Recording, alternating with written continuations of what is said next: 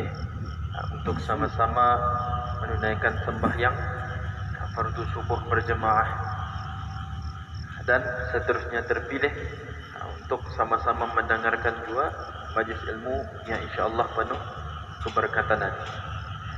Insya-Allah pada subuh hari ini ingin dikongsikan sedikit saja berkaitan dengan hukum seseorang melintas ataupun lalu di hadapan orang yang sedang sembahyang.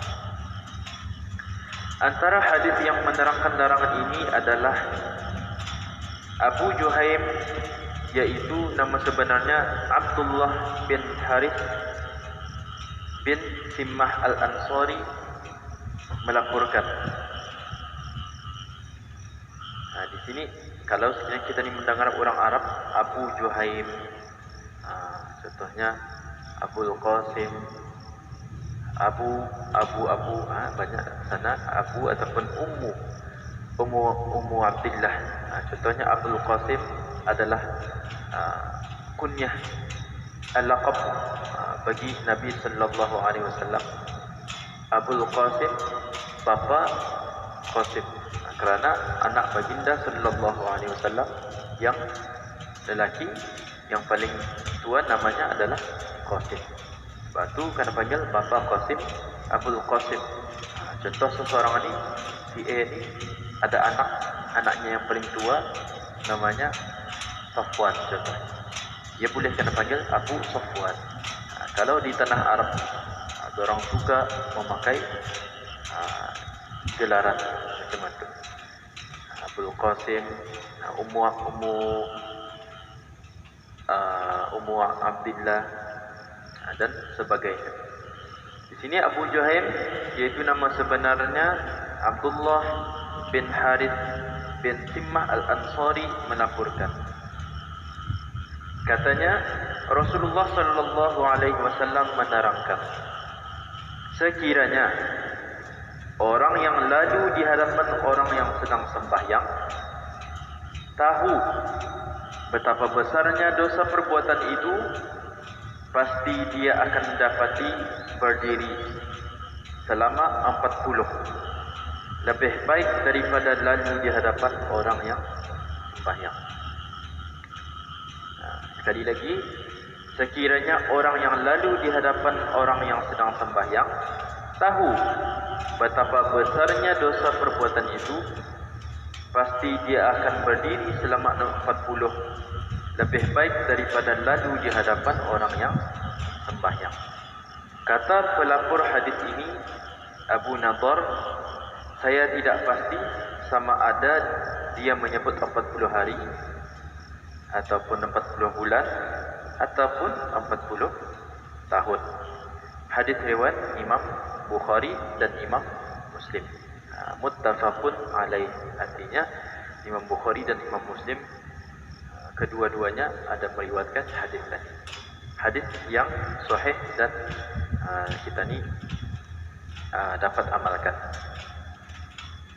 Apa yang didapati daripada hadis ini adalah apabila kita didapati seseorang sedang sembahyang, maka jangan kita ni lalu di hadapan orang yang sedang sembahyangan, kerana di sana ada dosa sekiranya orang yang melintas di hadapannya. Jadi apabila orang yang melintas ini tahu, kata Rasulullah, kalau sekiranya seseorang ini tahu berdiri di sana tu,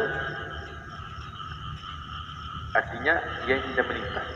Berdiri di sana tu lebih baik berdiri di sana selama 40, sama ada 40 hari, 40 bulan atau 40 tahun, itu lebih baik daripada melintas depan orang sembahyang itu. Orang itu tidak akan melintas, tapi selalunya di sini 40 hari. Kita ni bayangkan 40 hari itu sudah lama rasanya. 40 hari jatah 40 tahun.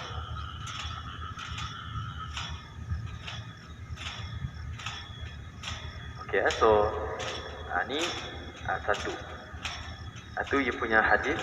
So ini kita ni masuk di dalam bab sutrah. kata pengirannya, macam mana sekiranya orang yang melintas di hadapan makmum-makmum yang lain. Itu kita ni lihat dalam bab sutra. Sutra ini adalah apabila seseorang itu sembahyang, hendaklah ia menyimpan sutra. Sutra ini artinya di hadapan tempatnya sembahyang itu. Sama ada sutra ni apa saja yang boleh. Sama ada panah ke. Kalau dulu di padang pasir, Nabi menggunakan panah. Tidak ada panah, Nabi menggunakan haiwan ternakan. Pernah Nabi menggunakan haiwan ternakan. Kalau tidak ada juga haiwan ternakan ini, kita ni boleh orang lain pun boleh menjadi sutra. Contohnya anaknya, lainnya berdiri depan sana sampai bawa habis sembahyang. Dia bukannya menyembah anaknya, tapi anaknya menjadi sutra.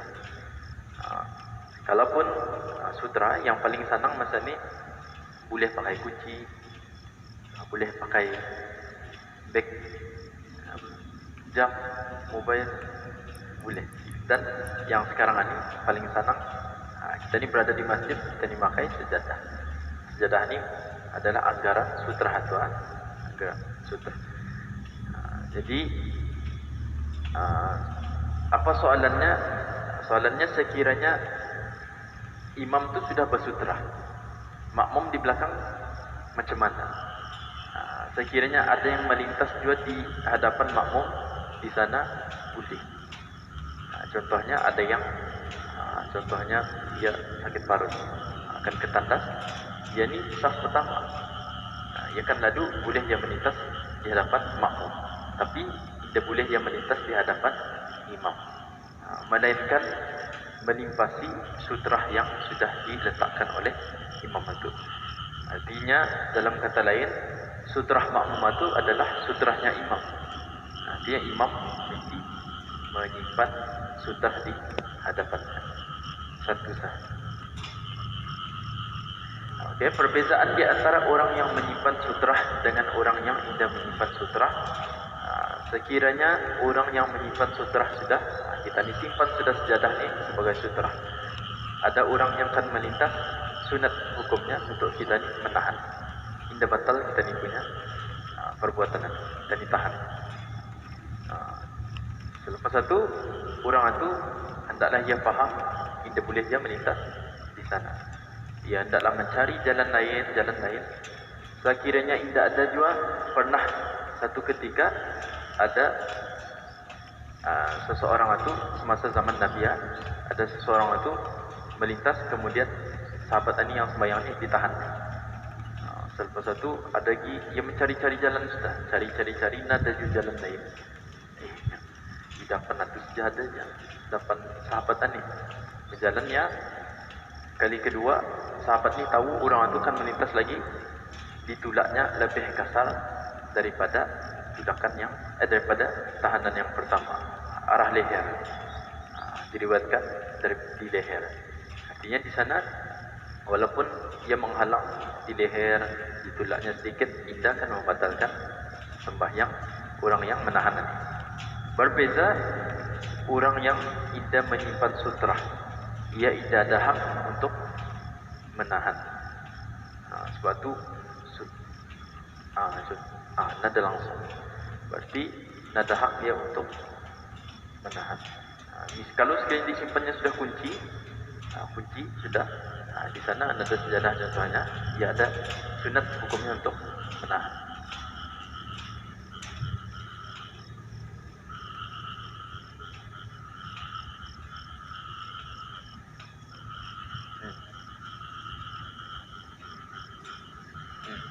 Boleh.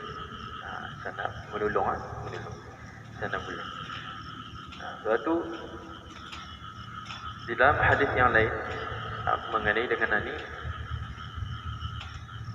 dibagi tahu di sana orang ni kali kedua ia akan melintas ni, siapa yang masih mau juga melintas sedangkan sudah kena halang, kata Nabi, falyuqatilhu, maka hendaklah, kalau kita ni falyuqatilhu, hendaklah perangi ia. Itu dalam dia punya bahasa Arab, perangi ia. Tapi di sana maksudnya kita ni benar-benar halangnya supaya ia tidak melintas. Tapi apabila kita ni sudah membagi sutra di sana, kemudian di depan sutra itu ada orang akan lintas, di sana sudah tidak ada masalah. Sekiranya tidak ada barang apa-apa, kunci nada, telefon nada, jam, semua nada, sejadah pendada, macam mana kita ni bagi tanda garisan kita. Kita ni garis. Kalau di padang pasir memang senang, tanah dia pasir itu digaris. Senang. Sudah. So, artinya kalau orang minta sudah dapat boleh. Suatu kita ni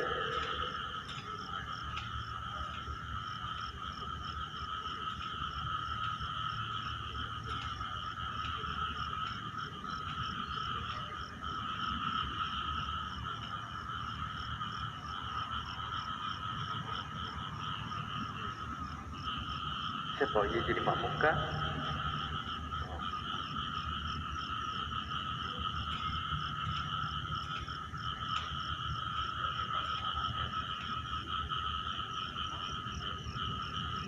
Sekiranya pun payah, sekiranya ia awal-awal sekiranya ia batal, kalau ia akan masuk balik berjemaah itu adalah lebih baik.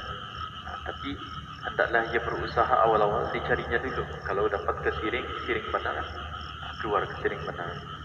Tapi kalau macam di depannya, contoh kalau sekiranya di orang ni sembahyang di padang, ianya dapat sekali, dan dapat ni masih ada. Sana ia tidaklah berusaha untuk keluar di sana dulu. Dan berusaha juga untuk membubut jemaah supaya sampai. Tapi sekiranya pun ia dapat, memang sudah ia dapat juga. Pernah cuba dah 2 kali. Ia juga dapatnya marah pulang orang, mengganggu orang lain. Di sana boleh tahan saja.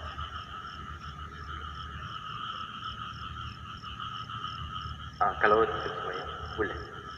Ada sembahyang. Kalau walaupun ia sembahyang, ia buat pergerakan itu tidak membatalkan dia punya sembahyang. Suatu kalau selalunya kita cerita, sepatutnya orang sembahyang di hadapannya itu ada tiang. Yang paling baik, sekiranya sutra ini yang paling awal, kalau sekiranya ada tiang yang tinggi, itu yang kita ni jadikan sutra. So kalau sekiranya tidak ada, barutah mencari benda-benda yang lain yang cukup untuk memberitahu jangan melintas di sana. Kain kah, apakah kursi, suatu haiwan ternakan, manusia pun boleh menjadi sutra bagi orang yang sembahyang itu. Kalau ia akan tolong kawannya berdiri di sana. Okay. Jadi hukumnya adalah haram untuk melintas di hadapan orang yang bersembahyang. Tapi tadi kita kalau sekiranya cuma tu makmum, adakah perlu yang menyimpan sutrah lagi? Tidak perlu, kerana sutrah imam sudah menjadi sutrahnya itu. Sekiranya ada yang melintas pun dapat makmum ini. Sementara perbuatan-perbuatan itu boleh di sana. Jangan saja yang melintas di hadapan imam. Itu saja ingin dikongsikan pada subuh hari ini. Semoga apa yang dikongsikan pada subuh hari ini bermanfaat dan boleh menjadi ilmu mana tahu yang menjadi ilmu yang baru untuk kita ni. Sama-sama kita ni menuntut ilmu, semoga dengan ilmu yang dituntut itu kita ni semakin dekat dengan Allah Subhanahu wa taala. Amin ya rabbal alamin. آخر الكلام سبحانك اللهم وبحمدك أشهد أن لا إله إلا أنت أستغفرك وأتوب إليك.